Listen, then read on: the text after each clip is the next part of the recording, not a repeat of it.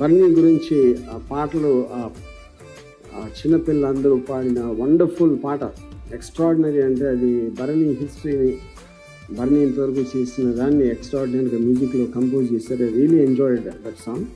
పాశ్చాత్య సంగీతపు పెను తుఫానుకు రెపరెపలాడుతున్న సాంప్రదాయ భారతీయ సంగీత జ్యోతిని ఒక కాపు కాయటానికి తన చేతులు అడ్డుపెట్టిన మహా మనిషికి శిరస్సు వంచి పాదాభివందనం చేస్తున్నారు.